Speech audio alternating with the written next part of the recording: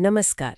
आज हम एक बहुत ही दिलचस्प विषय पर बात करने वाले हैं, पैसा। और सिर्फ पैसा नहीं, बल्कि पैसे से जुड़ा हमारा मनोविज्ञान। हाँ, हम मॉर्गन हॉसल की काफी चर्चित किताब है द साइकोलॉजी ऑफ मनी, उस पर आधारित कुछ रिव्यूज और नोट्स को देख रहे हैं। और इनके जरिए समझने की कोशिश करेंगे कि भाई ये पैसा कमाना, बचाना, बढ़ाना, क्या ये सिर्फ गणित का खेल है या कुछ और भी है इसमें? सही कहा, क्योंकि ये स्रोत एक बहुत ही बुनियादी सवाल उठाते हैं। क्या सवाल? कि अगर पैसा संभालना सिर्फ ज्ञान और हिसाब किताब की बात होती, तो जो ज्यादा पढ़े लिखे लोग हैं वो हमेशा अमीर क्यों नहीं होते? हाँ, ये बात तो सोचने वाली है। तो जवाब कहाँ है? लगता है जवाब हमारी सोच में है, हमारी आदतों में और हमारी भावनाओं में छिपा है। अच्छा, तो ये IQ से ज्यादा EQ मतलब इमोशनल इंटेलिजेंस का मामला है। काफी हद तक ऐसा ये स्रोत बताते हैं। तो आज की हमारी ये जो चर्चा है, इसका मकसद यही है कि इन स्रोतों से निकले कुछ जरूरी विचारों को समझें हाँ, कुछ ऐसे नुक्ते जो शायद पैसे को देखने का हमारा नजरिया थोड़ा बदल दें। और हमारी वित्तीय समझ को बेहतर बनाने में शायद मदद करें। बिल्कुल। तो चलिए शुरू करते हैं पहले विचार से। और ये शायद थोड़ा चौंकाने वाला भी लगे। हम अक्सर क्या मानते हैं कि अमीर बनने के लिए बहुत सारी फाइनेंशियल नॉलेज चाहिए, है ना? जटिल रणनीतियां, बाजार का अंदरूनी ज्ञान। हाँ, यही आम धारणा है। लेकिन ये स्रोत कहते हैं नहीं। असल में आपका व्यवहार मतलब आपका बिहेवियर, वो आपकी जानकारी से कहीं ज्यादा ताकतवर है। सेल्फ कंट्रोल, धैर्य, अनुशासन, ये हैं दौलत बनाने के असली हथियार। सुनने में तो ये बड़ा आसान लगता है, पर असल जिंदगी में इसका मतलब क्या हुआ? मतलब ये है कि ये बात पारंपरिक सोच को सीधी चुनौती देती है, इसीलिए ये इतनी अहम है। अच्छा, कैसे? देखिए, हम डिग्रियां लेने, कोर्स करने, किताबें पढ़ने पे जोर देते हैं।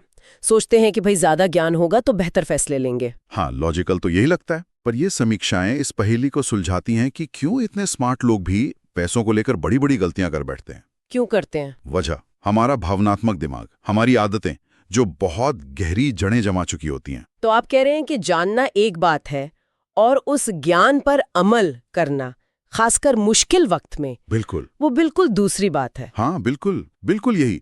जैसे मान लीजिए, कंपाउंडिंग की ताकत को समझना आसान है, गणित तो सीधा सा है। हाँ, वो तो समझ आता है। लेकिन जब बाजार मान लीजिए 30% गिर जाए और हर तरफ डर का माहौल हो, तब अपने निवेश को बेचने से खुद को रोकना, ये व्यवहार है, ये सिर्फ ज्ञान नहीं है। सही बात है। उस वक्त तो डर हावी हो जाता है। बिल्कुल। या फिर जब सब लोग किसी हॉट टिप के पीछे भाग रहे हों, तब वो जो फोमो होता है ना, फियर ऑफ मिसिंग आउट, हाँ, कि कहीं हम पीछे न रह जाएं। उसको काबू में रखकर अपनी बनाई हुई रणनीति पर टिके रहना, ये अनुशासन है। और ये चीजें आपको फाइनेंस की क्लास में शायद ही सिखाई जाती हैं। नहीं, ये तो जिंदगी के उतार चढ़ाव में ही पता चलती हैं। सही कहा। पैसा बनाने का खेल असल में मैदान पर खेला जाता है, सिर्फ क्लासरूम में नहीं। इसी से जुड़ा हुआ एक और विचार है जो सामने आता है, जो हमारी सफलता और असफलता की कहानियों को देखने का नजरिया बदल सकता है। कौन सा? स्रोत कहते हैं कि नतीजा सिर्फ हमारी मेहनत या होशियारी का फल नहीं होता। इसमें किस्मत यानी लक और जोखिम यानी रिस्क का भी बहुत बड़ा हाथ होता है। हाँ, और अक्सर अनदेखा हाथ होता है। हाँ, और इसीलिए दूसरों की सफलता देखकर बिल्कुल वैसी ही नकल करना वो खतरनाक हो सकता है। अपनी यात्रा पर ध्यान देना ज्यादा जरूरी है, ऐसा कहा गया है। सही। ये ना एक बहुत जरूरी संतुलन बनाने वाली बात है। देखिए, जब हम ये मान लेते हैं कि हमारी हर सफलता सिर्फ हमारी काबिलियत का नतीजा है, तो हम अहंकारी हो सकते हैं। और जब हम असफल होते हैं, तो हम सारी गलती खुद पर डालकर एकदम निराश हो सकते हैं। हाँ, ये भी होता है। लेकिन जब हम किस्मत और जोखिम के इन अदृश्य धागों को पहचानते हैं ना, तो नजरिया बदलता है। कैसे बदलता है? क्या ये है कि कोशिश करना ही छोड़ दें क्योंकि सब किस्मत का खेल है? नहीं, बिल्कुल नहीं। कोशिश और मेहनत वो तो नींव है, उसके बिना तो कुछ नहीं। तो फिर? लेकिन ये समझना जरूरी है कि मान लीजिए 2 लोग हैं, दोनों ने बराबर मेहनत की, दोनों बराबर बुद्धिमान हैं, फिर भी उनके नतीजे बिल्कुल अलग हो सकते हैं। क्यों? हो सकता है एक को सही समय पर एक मौका मिल गया, वो किस्मत थी, या दूसरे को कोई अप्रत्याशित झटका लग गया, वो जोखिम था। अच्छा। इसे समझने से क्या होता है कि हम जब सफल लोगों की कहानियां पढ़ते हैं ना, तो ज्यादा सतर्क रहते हैं। हम सर्वाइवर बायस के जाल में फंसने से बचते हैं। सर्वाइवल बायस, ये क्या चीज है? थोड़ा और समझाएंगे? हाँ, सर्वाइवल बायस का मतलब है कि हम सिर्फ उन लोगों या चीजों पर ध्यान देते हैं जो सफल हुए, मतलब जो सर्वाइव कर गए, और उनको भूल जाते हैं जो असफल हुए। बिल्कुल, उन अनगिनत लोगों को भूल जाते हैं जिन्होंने वही रास्ता अपनाया था पर सफल नहीं हो पाए। जैसे हम किसी कॉलेज ड्रॉप आउट अरबपति की कहानी सुनते हैं। हाँ, सुनते हैं। और सोचने लगते हैं कि अच्छा, कॉलेज छोड़ना शायद सफलता की कुंजी है। लेकिन हम ये भूल जाते हैं कि हजारों और ड्रॉप आउट्स हैं जिन्होंने शायद बड़ी मुश्किलों का सामना किया। ये बात तो सही है। तो किस्मत और जोखिम को समझने से हम दूसरों की सफलता से सीखते जरूर हैं, प्रेरणा लेते हैं, पर आंख बंद करके उनकी नकल नहीं करते। हम अपनी परिस्थितियों और अपनी जोखिम लेने की क्षमता के हिसाब से अपना रास्ता चुनते हैं। एग्जैक्टली। अच्छा, अब आते हैं उस चीज पर जिसे हम सब पैसे से जोड़ते हैं, मतलब चीजें खरीदना, बड़ा घर, महंगी गाड़ी। लेकिन स्रोत कुछ और कह रहे हैं। क्या कह रहे हैं? वो कहते हैं कि पैसा बचाने का असली मकसद ये सब नहीं, बल्कि आजादी खरीदना है, फ्रीडम। ये थोड़ा गहरा विचार है। आजादी, किस तरह की आजादी? हाँ, ये पैसे के बारे में सोचने का एक शायद क्रांतिकारी तरीका हो सकता है। कैसे? सच्ची दौलत, जैसा कि ये समीक्षाएं इशारा करती हैं, वो नहीं है जो दिखती है। मतलब महंगी कारें, डिजाइनर कपड़े, बड़े बड़े घर, ये सब नहीं। तो फिर क्या है? ये चीजें तो दौलत का प्रतीक मानी जाती है। मानी जाती हैं, पर ये अक्सर दूसरों को दिखाने के लिए होती हैं, अपनी सामाजिक स्थिति बताने का जरिया। असली दौलत वो है जो दिखती नहीं। जो दिखती नहीं? जैसे?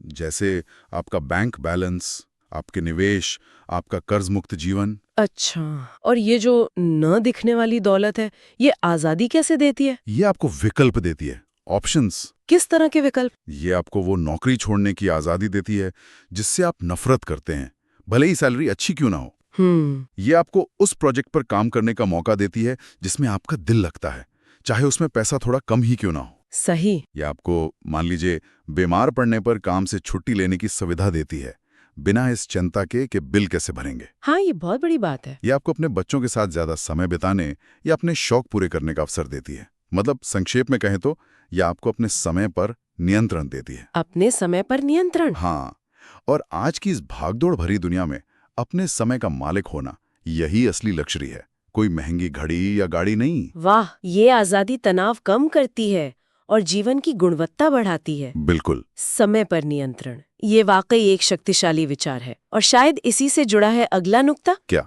कि अमीर बनने या वित्तीय रूप से स्वतंत्र होने के लिए लंबी अवधि की सोच, मतलब लॉन्ग टर्म थिंकिंग, कितनी जरूरी है। हाँ, इस पर बहुत जोर है। स्रोत कहते हैं कि कंपाउंडिंग का जादू तभी काम करता है जब आप उसे काम करने का समय दें। सही। मतलब जल्दी अमीर बनने की स्कीमों से बचो और धैर्य रखो। हाँ, और ये धैर्य वाला पहलू, ये फिर से व्यवहार पर आ जाता है। अच्छा। देखिए, कंपाउंडिंग यानी आपके निवेश पर मिला रिटर्न जब खुद भी रिटर्न कमाने लगे, ये कोई रॉकेट साइंस नहीं है, ये गणित है। हाँ। लेकिन इसका असर जो है वो घातांकी होता है, एक्सपोनेंशियल, जिसका मतलब है कि शुरुआती सालों में ये बहुत धीमा लगता है, पर लंबे समय में ये कमाल के नतीजे दे सकता है।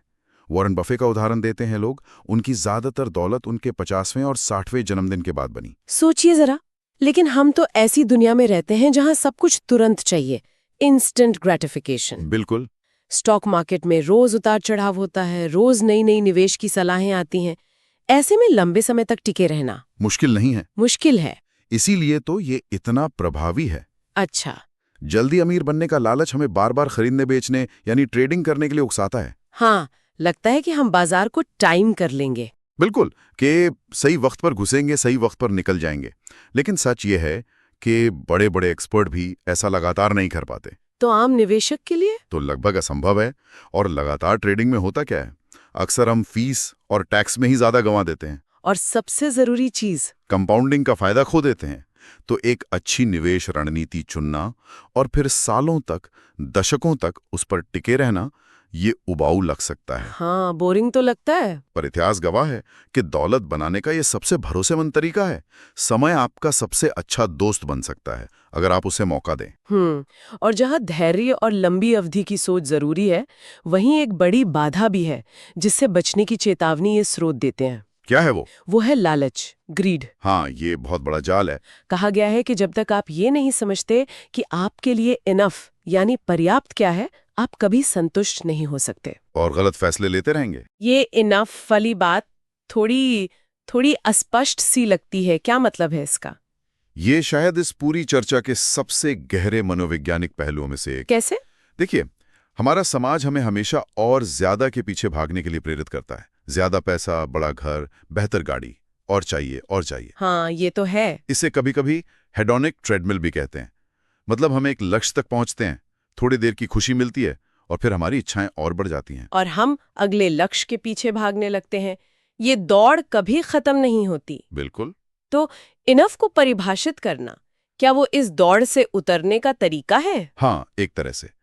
इनफ का मतलब ये नहीं है कि आप महत्वाकांक्षी होना छोड़ दें या तरक्की ना करें। तो फिर क्या मतलब है? इसका मतलब है ये समझना कि वो कौन सा स्तर है जहां आपकी जरूरतें पूरी होती हैं, आप सुरक्षित महसूस करते हैं और आपके पास वो आजादी है जिसकी हमने पहले बात की थी। अच्छा, समय पर नियंत्रण वाली आजादी। हाँ, जब आप अपना इनफ पॉइंट तय कर लेते हैं तो आप बेवजह के जोखिम लेने से बचते हैं।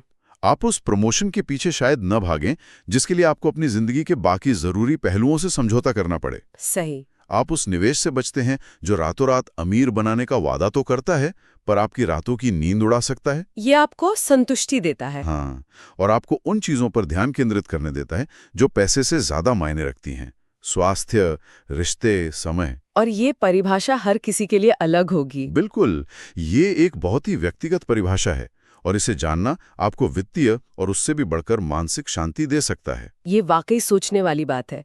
अच्छा, अब एक बहुत ही व्यवहारिक सलाह पर आते हैं जो इन स्रोतों में बार बार उभर कर आती है। क्या है वो? वो ये कि अमीर बनने के लिए आपकी कमाई कितनी है, इससे ज्यादा जरूरी ये है कि आप उसमें से बचाते कितना है। मतलब आपकी बचत दर, सेविंग्स रेट, वो असली हीरो है। हाँ, ये विचार भी कई लोगों को चौंका सकता है।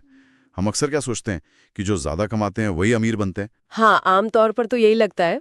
लेकिन हम सबने ऐसे उदाहरण देखे हैं जहां बहुत अच्छी तनख्वाह वाले लोग भी महीने के अंत में मुश्किल में होते हैं। क्यों? क्योंकि उनके खर्चे भी बढ़ जाते हैं। बिल्कुल, जैसे जैसे कमाई बढ़ती है खर्चे भी उसी रफ्तार से बढ़ जाते हैं। इसे लाइफस्टाइल इन्फ्लेशन कहते हैं। वहीं दूसरी तरफ एक सामान्य आय वाला व्यक्ति, अगर वो अनुशासित होकर अपनी आय का एक निश्चित हिस्सा, मान लीजिए 15-20% लगातार बचाता है और निवेश करता है तो वो लंबे समय में उस ज्यादा कमाने वाले से कहीं ज्यादा संपत्ति बना सकता है। अच्छा, तो ये सिर्फ बड़ी रकम बचाने की बात नहीं है, मतलब छोटी बचतें भी मायने रखती हैं। बिल्कुल, दौलत और आय एक चीज नहीं है। Wealth is not equal to income. दौलत वो है जो आप कमा कर अपने पास रखते हैं, न कि वो जो आप खर्च कर देते हैं। और आपकी बचत दर, वो आपके नियंत्रण में है, चाहे आपकी आय कुछ भी हो। सही बात है। आय बढ़ाना शायद मुश्किल हो, पर बचत बढ़ाना, वो ज्यादा आपके हाथ में है। आप शायद अपनी सैलरी रातों रात दुगनी ना कर सकें, लेकिन आप अपने खर्चों को थोड़ा नियंत्रित करके अपनी बचत दर जरूर बढ़ा सकते हैं। और फिर कंपाउंडिंग का जादू। हाँ, जैसा हमने बात की, नियमित रूप से बचाई गई छोटी छोटी रकमें भी समय के साथ मिलकर एक बड़ी पूंजी बन सकती हैं। आदत डालना ज्यादा जरूरी है, बजाय इसके कि जब ज्यादा कमाऊंगा तब बचाऊंगा का इंतजार करते रहें। बिल्कुल। और आखिर में सब कुछ वापस घूमकर वहीं आ जाता है जहां से हमने शुरू किया था, भावनाएं, इमोशंस। हाँ, ये बहुत महत्वपूर्ण है। स्रोत जोर देकर कहते हैं कि निवेश करते समय भावनाओं पर काबू रखना, मतलब इमोशनल कंट्रोल, वो सबसे जरूरी है। सर्वोपरि है। बाजार ऊपर नीचे होगा, ये तो उसकी फितरत है। बिल्कुल, ये उसका स्वभाव है। डर में बेचना, पैनिक सेलिंग, या लालच में खरीदना, यूफोरिक बाइंग, ये दोनों ही नुकसानदेह हैं। बहुत ज्यादा। तो कहा गया है कि एक योजना बनाएं और उस पर टिके रहें। हाँ, ये समझना महत्वपूर्ण है कि बाजार की जो अस्थिरता है, वॉलेटिलिटी, ये कोई गड़बड़ी नहीं है, ये सिस्टम का हिस्सा है। जैसे मौसम बदलता है, बिल्कुल वैसे ही बाजार के मिजाज भी बदलते हैं। अब डर लगना जब आपका पैसा कम हो रहा हो, या बहुत उत्साहित होना जब वो बढ़ रहा हो, ये स्वाभाविक मानवीय भावनाएं हैं। इनसे लड़ना तो मुश्किल है। लड़ना मुश्किल है, लेकिन अपने फैसलों को इन भावनाओं के आधार पर लेना, वो वित्तीय आत्महत्या जैसा हो सकता है। तो उपाय क्या है? भावनाओं को महसूस न करना तो संभव नहीं। उपाय है एक साफ, स्पष्ट, लिखित वित्तीय योजना, फाइनेंशियल प्लान। अच्छा, जब आपके लक्ष्य स्पष्ट हों, जैसे रिटायरमेंट के लिए बचाना है, बच्चों की पढ़ाई के लिए करना है, जब आपकी जोखिम लेने की क्षमता तय हो और आपकी निवेश रणनीति परिभाषित हो, तब क्या होता है? तब आप बाजार के रोज के शोर शराबे से थोड़ा ऊपर उठकर देख पाते हैं।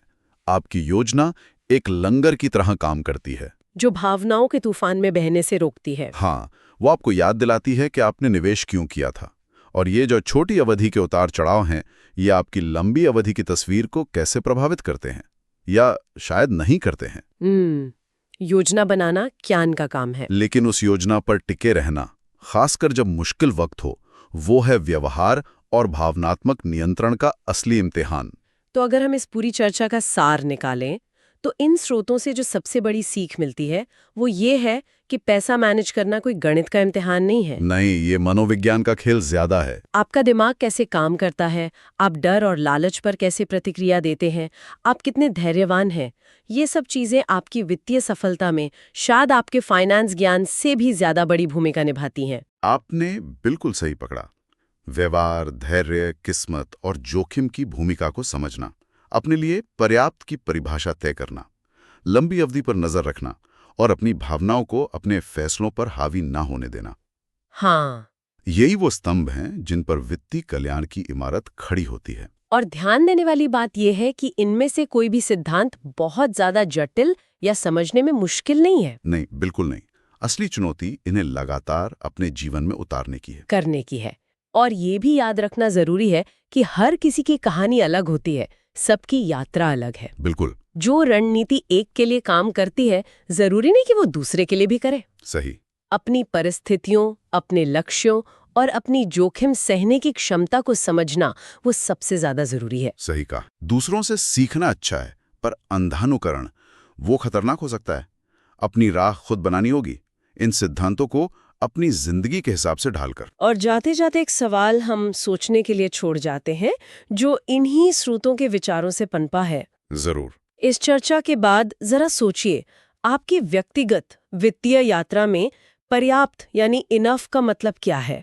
वो कौन सा मुकाम है जहां पहुंचकर आप कह सकेंगे कि हाँ, अब मेरे पास अपनी जरूरतों और अपनी आजादी के लिए पर्याप्त है? और क्या ये परिभाषा हमेशा एक जैसी रहेगी? हाँ, या समय और जीवन के बदलते पड़ावों के साथ ये बदल सकती है या बदलनी चाहिए? ये सोचने वाली बात है। इस पर विचार जरूर कीजिएगा। अगली बार फिर मिलेंगे किसी और विषय की ऐसी ही गहरी पड़ताल के साथ।